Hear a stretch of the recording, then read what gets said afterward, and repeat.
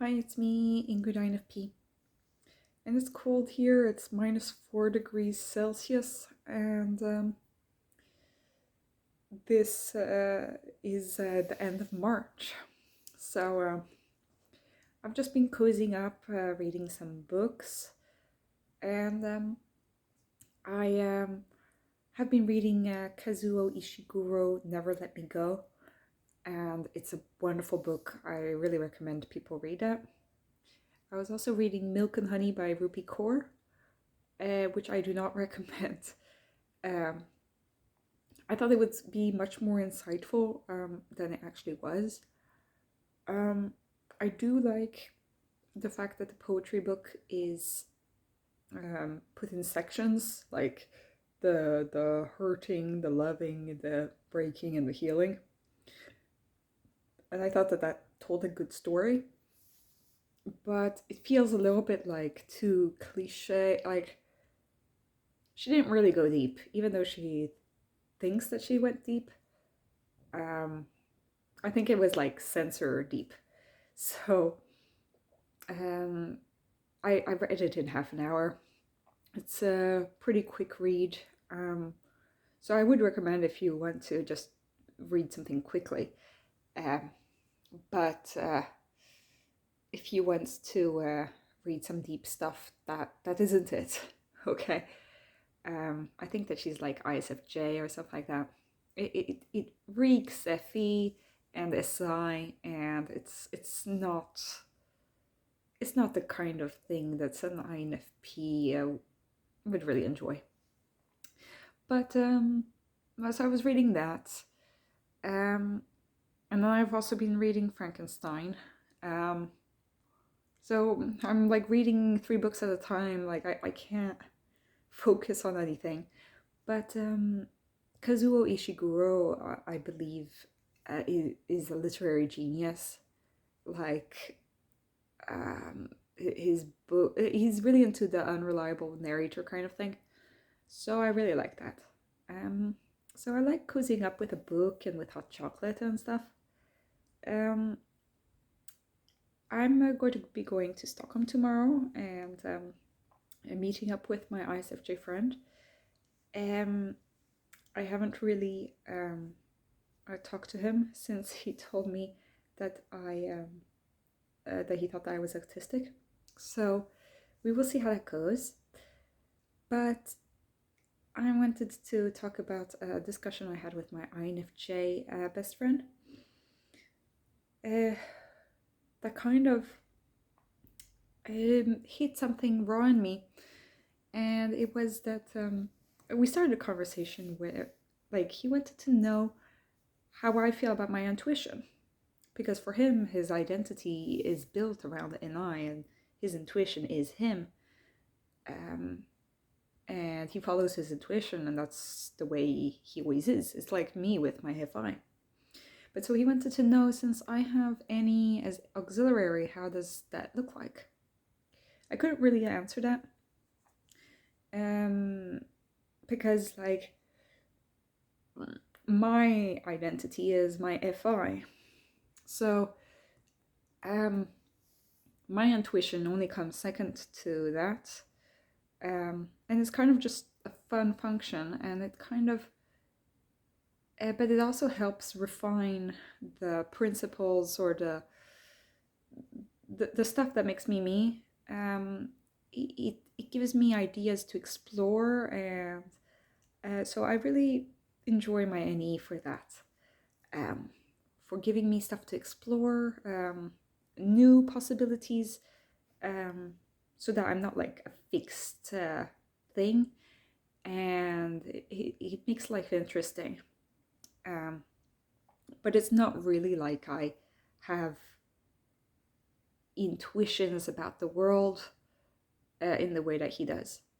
And I don't feel like I am my intuition. I feel like my intuition helps me, but it's not like a part of me. Most of me is basically my feeling, um, and then there's a part of me that is my thinking. And they are kind of not always on the same page. but it's not like I'm really invested in the intuition. So that was my intuition. But then we started talking about TE, because he really, with time, has learned to love his SE as inferior function. And he appreciates like the immediacy, the urgency of life, and that he should seize the day and really appreciate life for the here and now, as opposed to like in the future and all of the NI visions. So he wondered if I had a love for TE. And my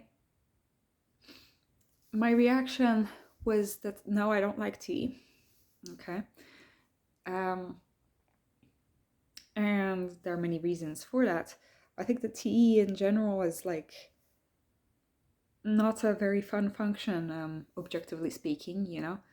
SE seems like a more fun function to have. TE is often forced upon you by society, by rules, by other people. It's not often seen as a very positive function within the MBTI community, because not many people in the MBTI community are TE users, first and foremost. So TE doesn't get a good reputation. And I realized that, well, it is strange because I've lived my life with using a lot of TE. As I went through medical school, you know, I needed to use a lot of TE. So it has saved me, and it has helped me, and it has been necessary for my life. But why can't I love FE like T? I was just like confused and thinking about this. Then I started talking about competency and how I do value competency and being reliable, like having people rely on you. And I realized that from a young age, I did kind of place some kind of importance on that. Not that much importance really, because I knew that like I wasn't that good at it, and I was more interested in individuality and in being creative and that kind of thing. But there is a small part of me that does wish to be trusted. You know, I wish to be trusted. I think that there was like some Pottermore quiz on Harry Potter that to get to know what your Patronus or your house was. You want to like, there was like, do you want to be liked? Do you want to be feared? Do you want to be? And I chose, I want to be trusted, because there's this intimacy and trust and human connection and trust that I really like. And so when I was little, I wanted to be a pilot. And my reasoning for this was not that not only that I liked flying, because flying is cool and that's exciting. It was not really about that. And it wasn't really about that I wanted to be well paid, because I didn't care about that. I didn't know anything about money when I was like 5 years old. But when I was 5, I already then, I wanted to be the expert, the one who knew what all those buttons were for in the cockpit. I wanted to know what, like, the facts, I wanted to be respected, and I wanted to help people with my knowledge, with my competency. I only wanted to fly passenger planes. I did not want to drive army planes or military planes, because that wasn't something that I valued. But I did want to bring people to different places and people to want to come on my plane. I wanted to serve in a way. And I think that that is a very Enneagram 6 kind of thing. The stability, the wanting to belong in a community. And I think that it is also a TE way of thinking, because both airline pilots and doctors are respected, well paid, and that demand a lot of knowledge and expertise, where people have to trust you, where it takes a long time to, and a lot of hard work to get there. And I think that that is TE mentality. And I think that if you are a high TE user, you can accomplish that kind of cozy feel that TE users can create.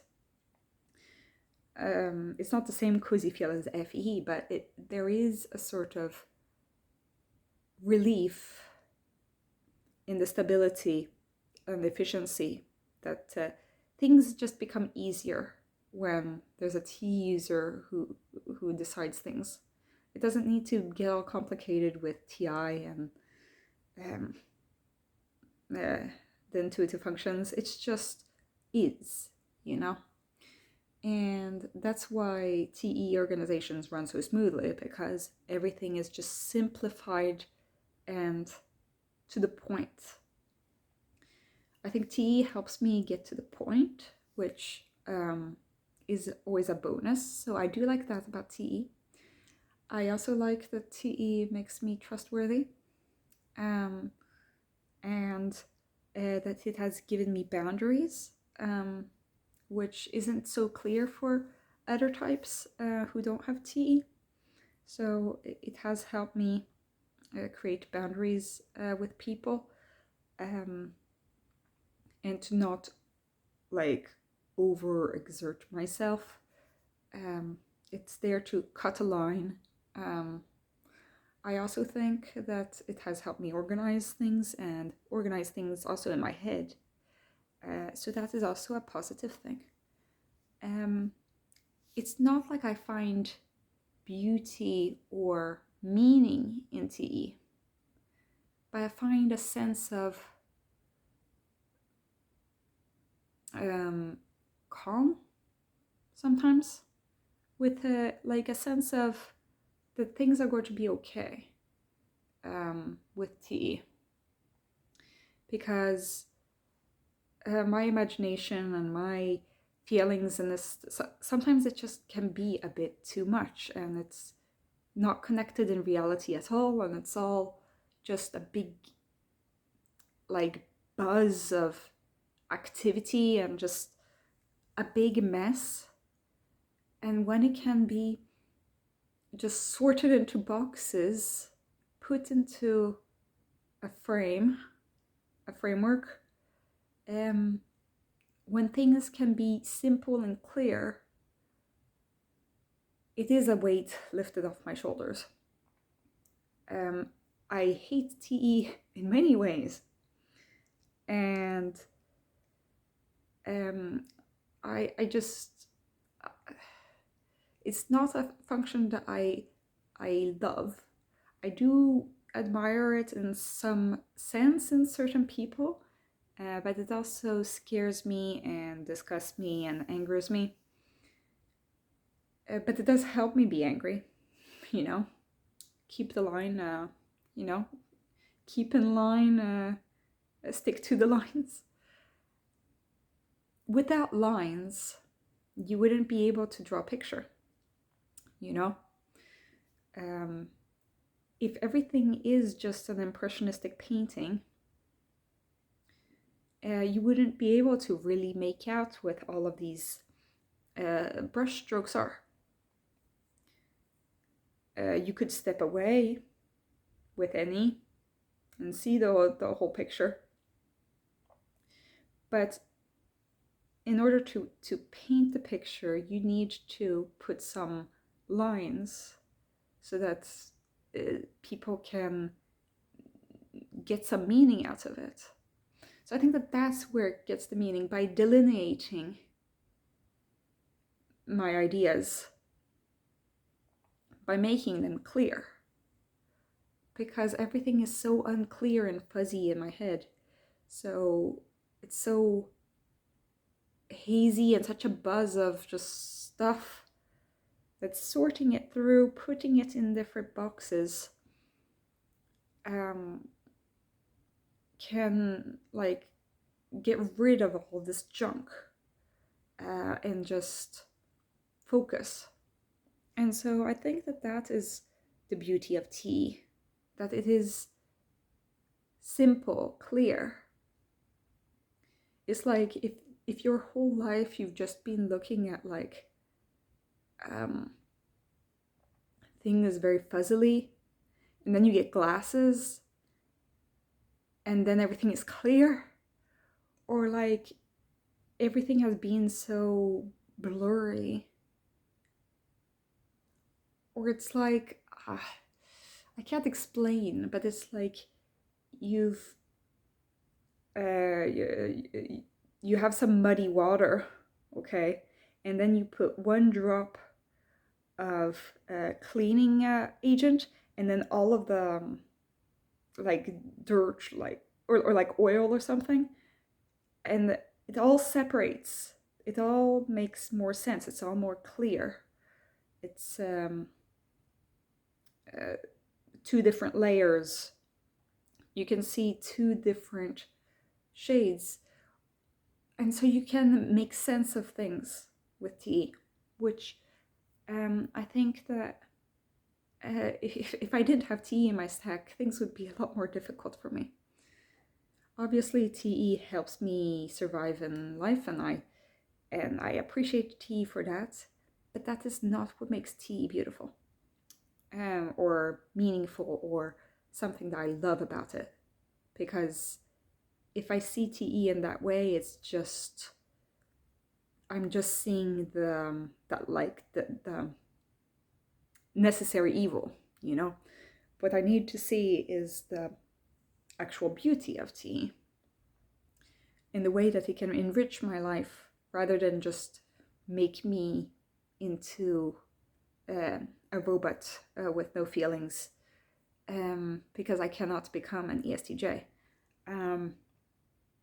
In order to see tea in an INFP light, I need to see how it gives me meaning, how it helps my feelings, because by ordering things, it can help me come to the point of my feelings, get somewhere with my feelings, throw some action to my feelings, and it can help me clear my mind of all of this,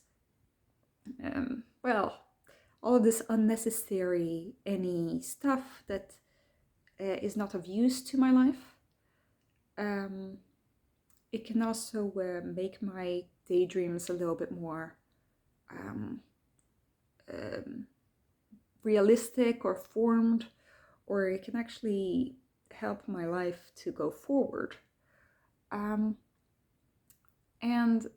it can make me into a more reliable person, a more competent person, in order to share the FI and any beauty that I have. So it's a tool to get to that. And so in that way, tea is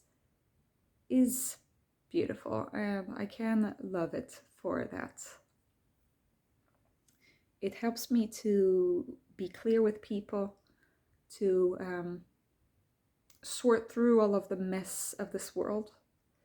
It makes me critical, but that's not just a bad thing, because it also makes me a critical thinker. And being a critical thinker is very important to be able to see what is actually true, what can I make out of this? Is this does this sound to me, or is this just a stupidity that somebody came up with? So being able to see through that is very important in relationships with others, in my perspective on the world, to ground myself. So that is what I had to say on TE. I have thought about this a lot. I can't explain it right, and that is because my TE is bad. But I think that is the beauty with TE, is that it would help if I developed my TE, I'd be able to explain this complex inner world much better, and just make sense of things and be a part of the world. So that's my positive take on TE. Tell me what you guys think, because this was kind of hard for me to come up with. How does TE, do you love your TE? Do you love your inferior function if you're not an INFP or an ISFP? How do you use your inferior function, and how do you find beauty in it? Do you find beauty in it? And in what way? Because I want some inspiration. So tell me what you guys think. Have a great day.